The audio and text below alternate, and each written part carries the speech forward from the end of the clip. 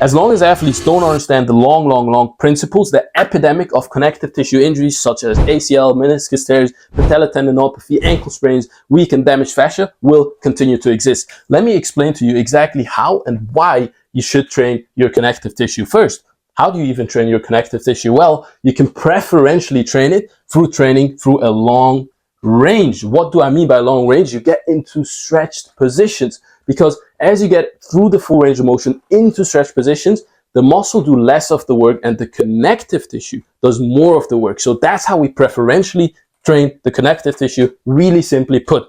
Second then is that you have to think long term. Long range, long term, connective tissue takes longer to adapt than muscle. Even though it has the same anabolic processes, it takes longer to adapt, but it can grow. So be patient, build up to those elite levels of joint dominant abilities where you know, okay, if I build up to this long term over years, that's what's really going to give me that foundation. And then third of all, the longevity, right? Because as athletes, all we want is longevity. As human beings, all we want is longevity. And it's not going to function without your connective tissue that literally holds together your joints, connects your muscles to the bones, literally needs to be there in order for you to function optimally. But still, since we know we can preferentially train the connective tissue, we can also preferentially train the muscles. And what happens if we build up our muscles to a strong point, but we keep our connective tissues weak in relation to your muscle? That's where the problems start to happen. Or if your fascia is not working properly,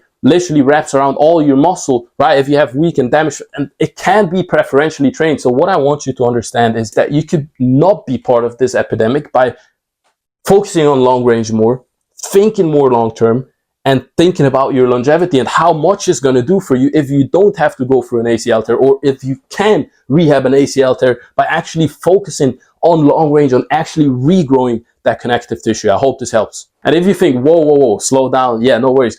Day 15, Bulletproof Truth is going to continue. I'm going to continue sharing some stuff that you might not have heard of simply, and that every athlete needs to hear of, because we all don't want to be in pain. We all want to have a long career, and this needs to be known in order for that to get better, in order for these terrifying numbers that we're seeing nowadays to get better, right? It's not the be all end all, but it's a huge part that you should know of. Hope it helps. Let me know what you think in the comments.